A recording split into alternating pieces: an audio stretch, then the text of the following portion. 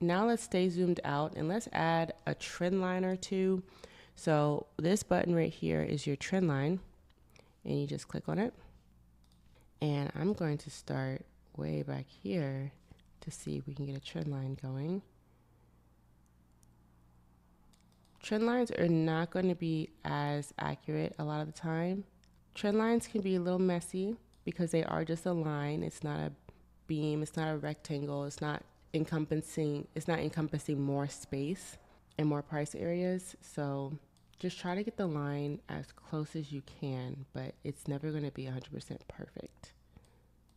This is a good trend line for me. Of course, we breached this during the 2020 crash, and something happened in 2018 as well. I forget.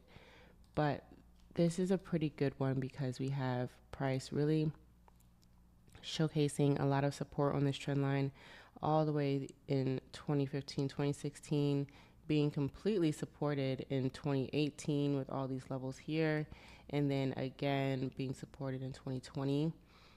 Once we came down, we were kind of riding this for 2022, again in 2023, and we haven't touched it since 2023, but that was only a year ago. So this would be a bottom trend line, and all my trend lines, I just make them yellow. That's just something that I do, but you can make it whatever color you'd like. Now I cloned it to see if I can make another trend line with the same angle, but sometimes you do have to switch the angle up. The angle is not going to be perfect every single time.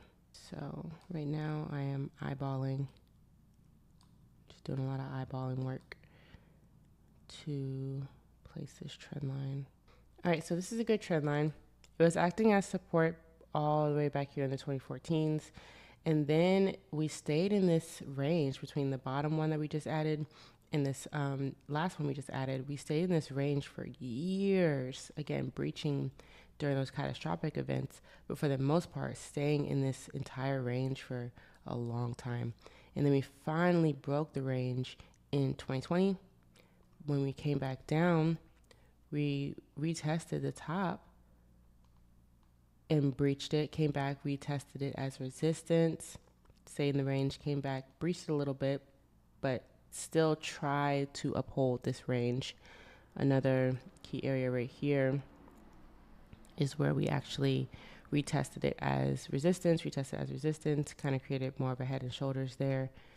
And yeah, that's definitely a good one to add. So that's going to be our center trend line. I'm going to clone this and now try to create a top trend line, but I might actually do 4. Okay, yeah, this is a good one to add, and it doesn't need to be as far down. Yeah, this is a good one to add. Not a lot of data has touched it, but enough has for it to be a trend line. So we have resistance here, chop, chop, chop. Resistance here, chop, chop. Resistance here. But really key, when we came back and retested this the very last time, which was just a little less than 2 weeks ago, it flipped to support. So the thing about support and resistance is they work with each other. The same beam and the same trend line can both be support and resistance depending on what price is doing. If price is getting rejected, it's acting as resistance. If price is getting bounced off of it, it's acting as support.